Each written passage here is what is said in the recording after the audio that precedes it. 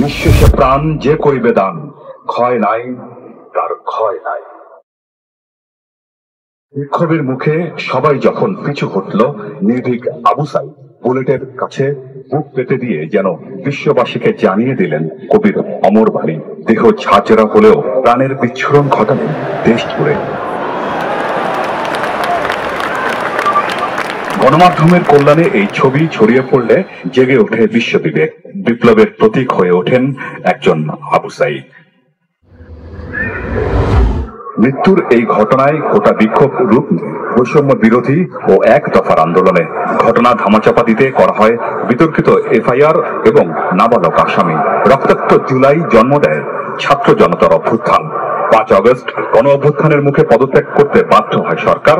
জন্ম হয় আরেক বাংলাদেশের। একের পর এক যখন গুলি চলছে আর যখন হাত সোজা করে দাঁড়িয়েছিল, তখন সে শুধু আর একটা সময়ের বীর হয়ে থাকবে না, সে ইতিহাসের একটা প্রতিবাদী চরিত্র হয়ে থাকবে। এই বৈষম্যের বিরুদ্ধে, অন্যায়ের বিরুদ্ধে তিনি আবু সাইদ কিন্তু আমাদের সমগ্র বাঙালিকে, বাংলাদেশকে জাগ্রত করেছেন।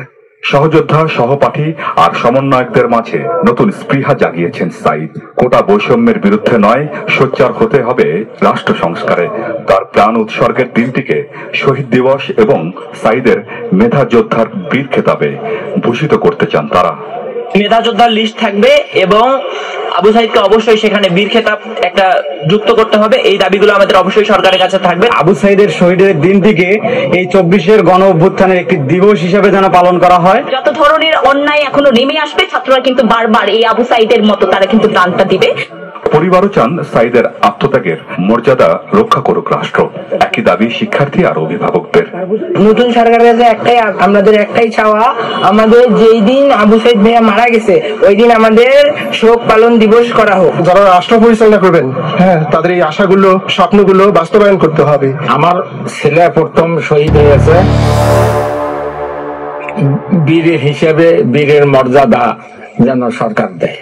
রোকেয়া বিশ্ববিদ্যালয়ের ইংরেজি বিভাগ থেকে অনার্স ফাইনাল পরীক্ষার ফলের অপেক্ষায় ছিলেন সাইদ, যা প্রকাশের আগে মিলে গেছে অমরত্বের সনদ।